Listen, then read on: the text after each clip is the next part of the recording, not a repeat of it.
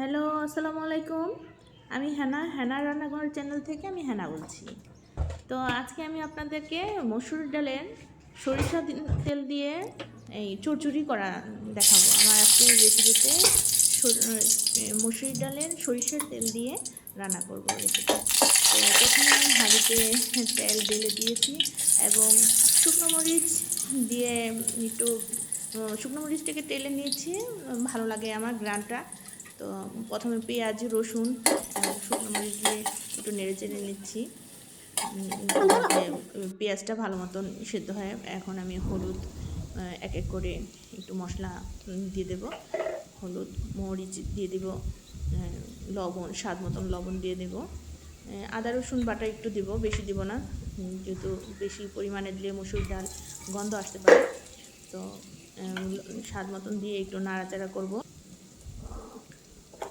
তো আমি আদা রসুনের পেস্টটা দিয়ে দিলাম, একটু নাড়াচাড়া করে নিচ্ছি। হালকা পানি দিয়ে একটু কষিয়ে নেব, ভেজে নিচ্ছি।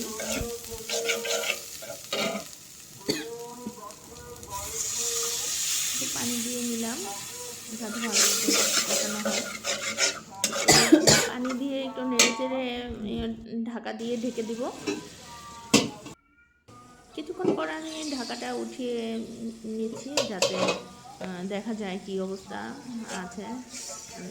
নেড়ে চেড়ে একটু তার মধ্যে আমি অল্প অল্প করে মসুর ডাল ঢেলে দিব।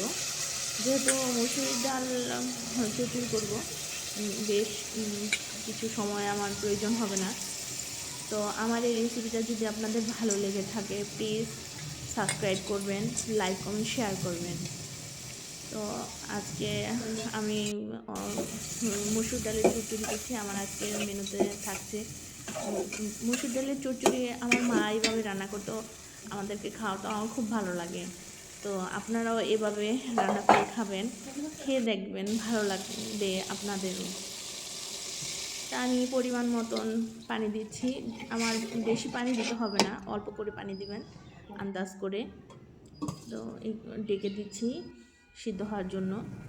কিছুক্ষণ পর আমি সরাটা উঠিয়ে নিলাম, মসুর ডালটা এপাশ ওপাশ করে দিয়েছি যাতে উপরের কাঁচা যেই ডালটা থাকে নিচে চলে যায় ভালো মতন সিদ্ধ হওয়ার জন্য। আর একটু আবার ঢেকে দিলাম। এখন পুরাই চচ্চড়ি ভাবটা চলে এসেছে।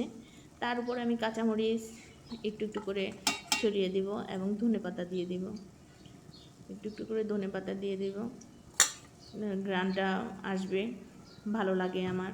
তো শীতের দিনে ধনেপাতা দিয়ে মসুর ডাল বেশ একটা ভালো লাগে। তো ধনেপাতা সিদ্ধ হওয়ার জন্য একটু ডেকে নিলাম। আমার এই রেসিপিটা প্রস্তুত হয়ে গেছে। যদি ভালো লেগে থাকে প্লিজ সাবস্ক্রাইব করবেন। ধন্যবাদ।